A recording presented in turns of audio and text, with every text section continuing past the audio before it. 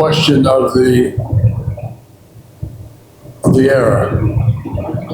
And I would say that working on yourself is the antidote to whatever's happening in the global marketplace today.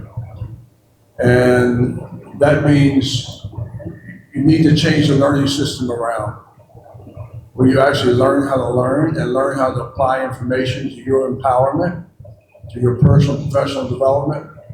And it starts with having a positive attitude about not what you can't do, but what you can do. It's organizing your talents, again, your skills, your abilities.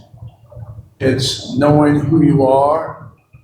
It's having a vision about not who you are now, but who you can be in the 21st century. I go back to then the philosophy of it, you can't have a better time than to live today, because we have access to so much information, so many opportunities around the world. If we can make those opportunities relevant to our personal professional development and develop a process of continuous improvement every day, where we're better today than we were yesterday, lay out plans, organize our day, develop goals, create relationships with people that are around us, make it local, make it regional, make it citywide, make it statewide. And we're able to build a team and improve our relationships and be consistent with that process and create everything around ourselves where we can empower ourselves. So again, we can become better today than we were yesterday. And we're focusing on, if we really get at it, we're focusing on the capitalistic system. You know, our greatest opportunity is to raise our social economic development by organizing things that are relevant to our empowerment based on social economics. If we get that piece, then that's a pretty good recipe for value.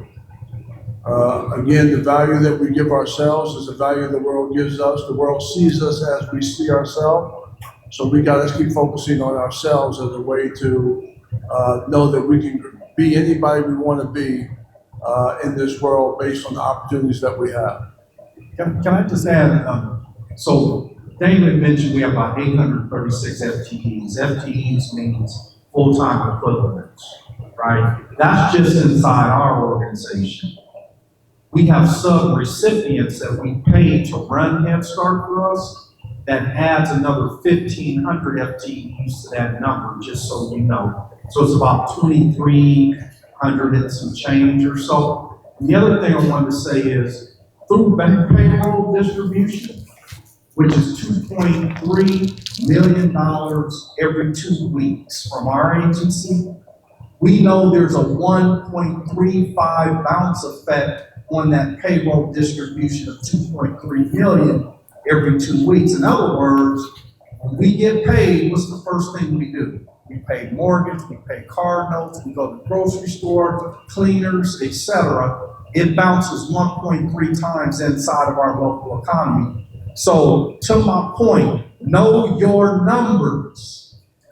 Know how much revenue you are contributing to the local economy, either through payroll distribution, buy down in the local market, or sub-recipient partnerships. That information, thank you.